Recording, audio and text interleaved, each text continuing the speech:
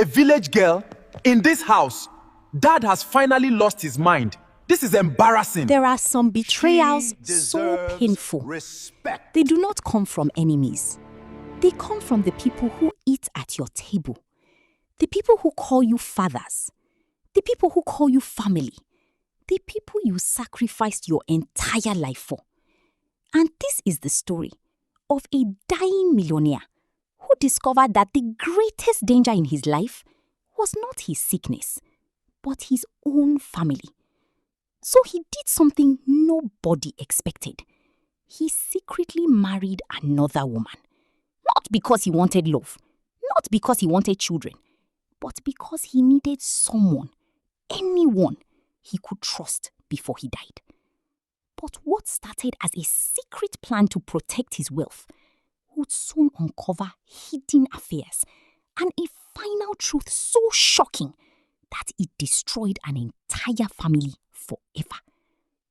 This is the story of a wealthy man who protected his wealth from his ungrateful family. One rainy night, inside the largest room upstairs, Chief Edwin Dike stared weakly into darkness. Once upon a time, that name alone commanded fear. Politicians respected him. Businessmen feared him. Entire villages depended on him. He owned transport companies, hotels, warehouses, oil contracts. He had everything money could buy. Everything except peace. Because at 68 years old, sickness had finally defeated him. A rare nerve disease slowly destroyed his body every day. His hands shook constantly. His legs weakened. Sometimes he struggled to breathe.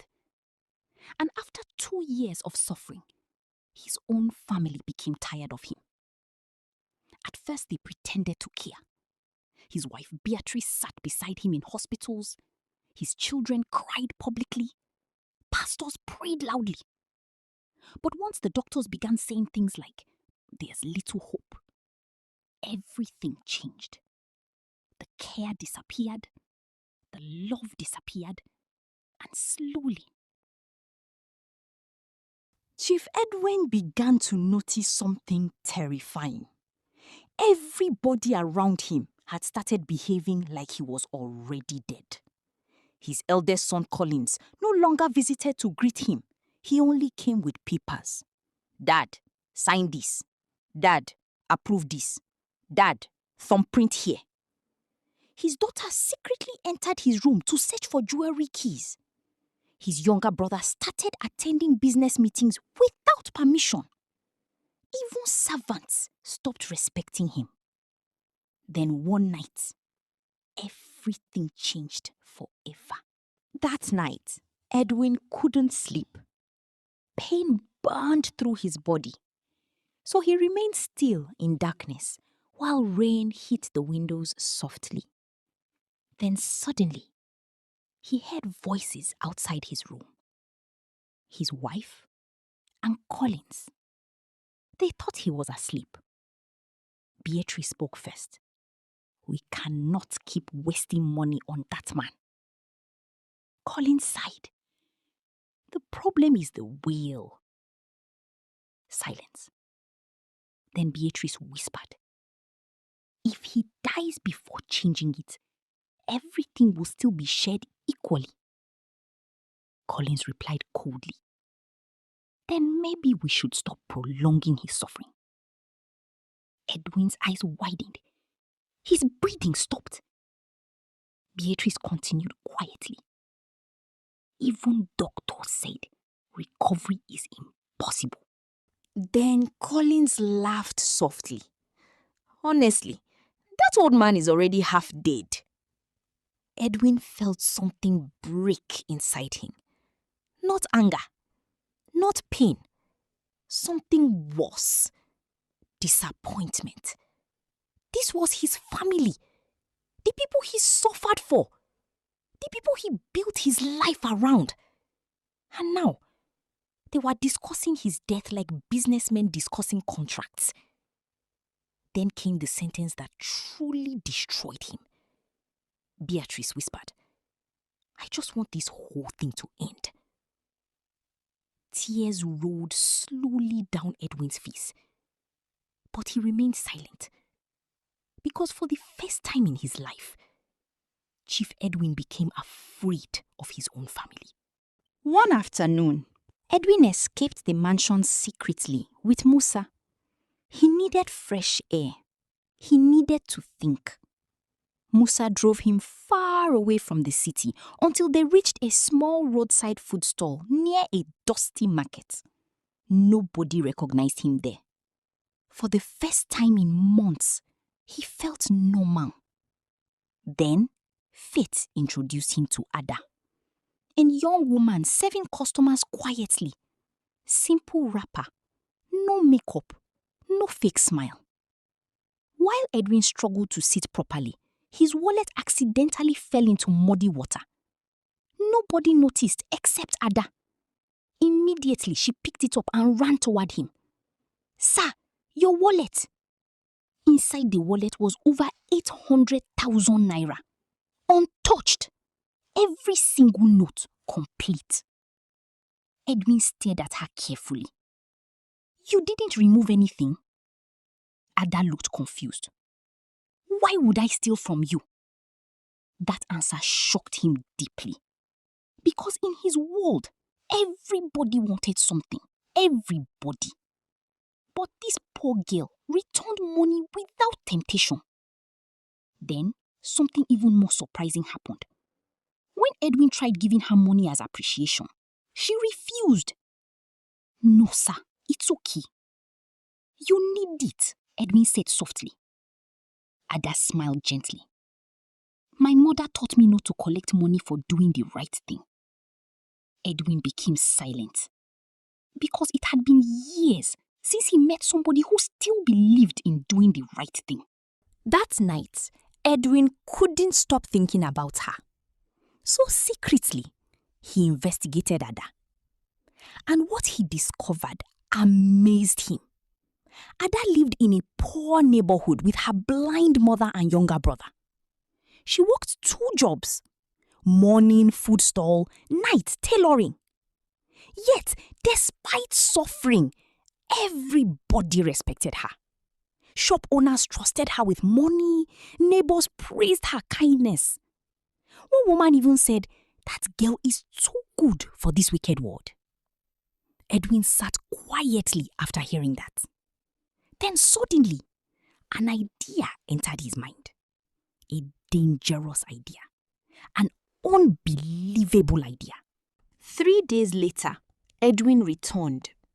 Ada became nervous seeing expensive cars outside her compound. Then Edwin said something shocking. "I want to marry you."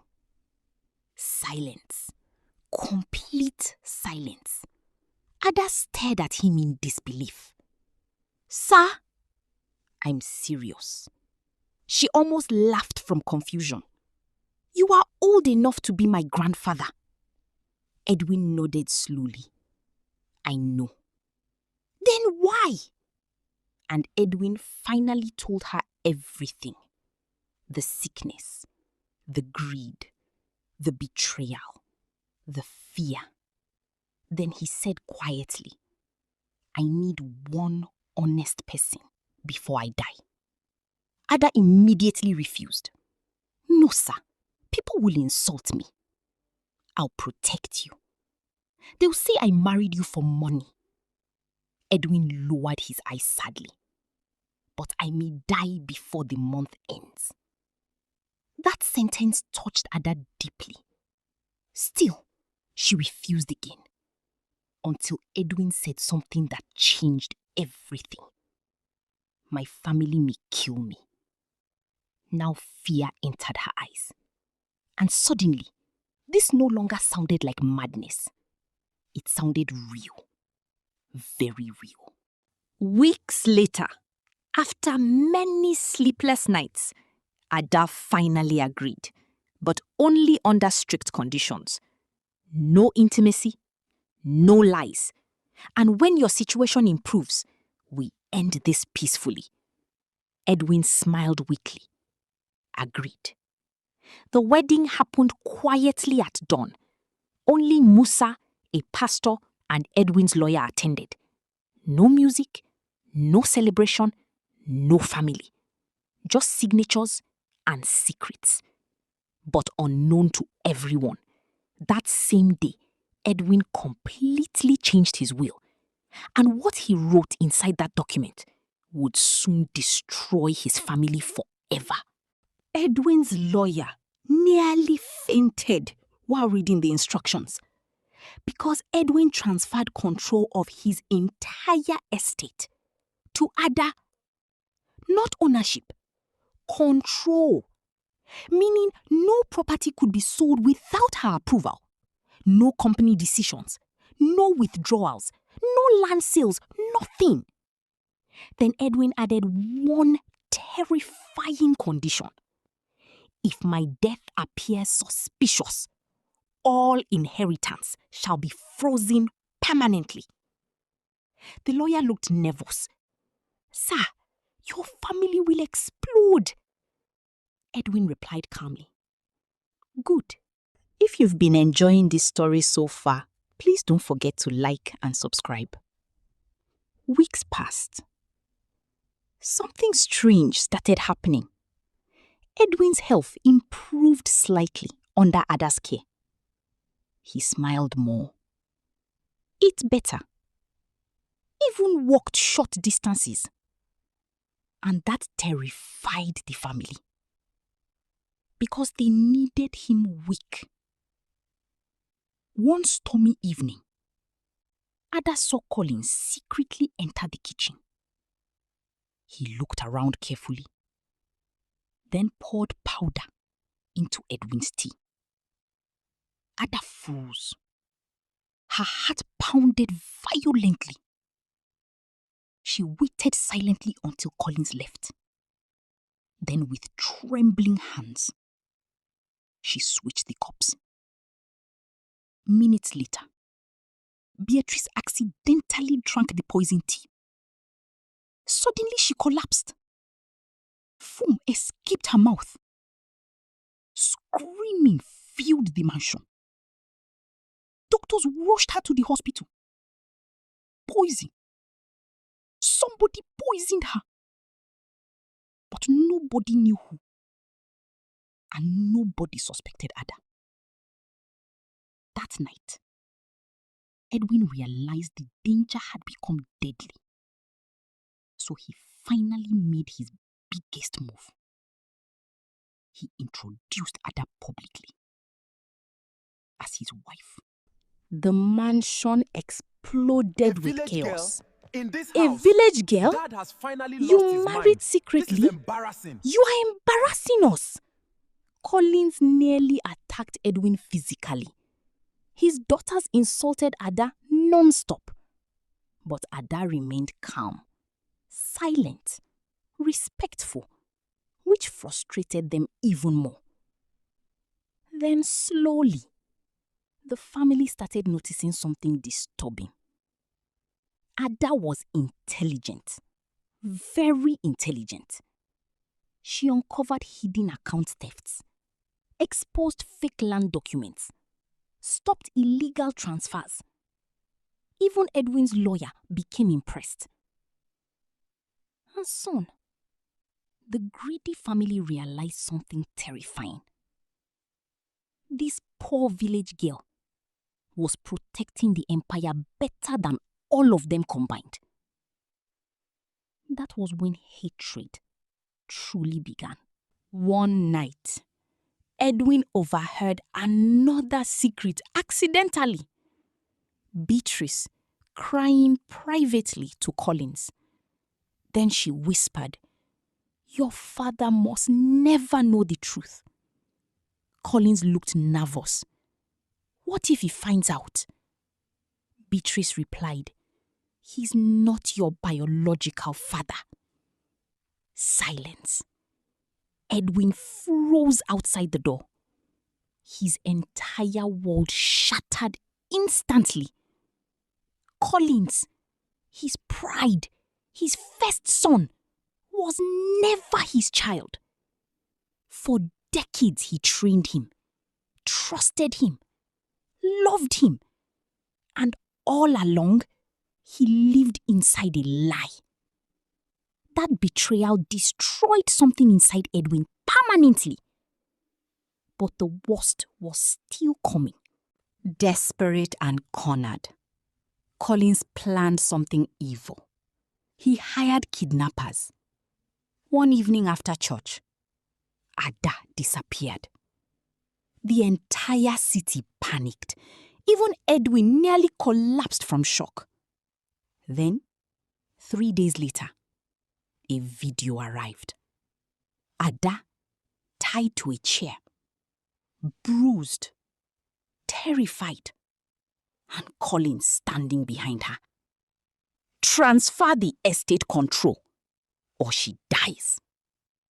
Edwin broke down completely, not because of money, but because an innocent person was suffering because of him. Then came another shocking revelation. Musa, the driver, was once military intelligence, and secretly, he had been gathering evidence against the family for months. With police support, they tracked the kidnappers to an abandoned warehouse. Gunshots exploded everywhere. Men screamed. Cars crashed. Collins tried escaping through the highway, but during the chase, his vehicle slammed into a fuel tanker. The explosion lit the night sky, and Collins died instantly. After the kidnapping incident, everything changed. Beatrice left the mansion in shame. The daughters relocated abroad. Relatives disappeared. Silence returned. Only Ada remained beside Edwin. Then, one evening, Edwin finally confessed the real reason he chose her. Years ago, he whispered, I destroyed a poor woman's life because I was chasing wealth. Tears filled his eyes. You reminded me of her. Ada listened quietly. You became my second chance at being human. For the first time, Ada cried openly. Not because of money. Not because of pity. But because she finally saw the lonely, broken man behind the billionaire image. One peaceful morning, Chief Edwin passed on quietly in his sleep. No pain, no fear, just peace. At the funeral, people gathered from everywhere. Politicians, businessmen, villagers. Then came the final will reading, and the room exploded with shock. Most of Edwin's wealth was donated to hospitals, orphanages, scholarships, and elderly care centers. His children received only monthly allowances. The mansion itself became a rehabilitation center for abandoned old people. And Ada? Edwin left her something more powerful than money. A handwritten letter. It read, You saw humanity in me when everybody else saw wealth. You gave dignity to a dying man. So live freely, love again, and never let money poison your heart. Ada cried silently. Years later, people still argued about her. Some called her a gold digger. Others called her an angel. But only a few knew the truth. A dying man, surrounded by greed, was saved by the only heart that still remembered kindness. And in the end, the secret wife protected more than his will. She protected his humanity.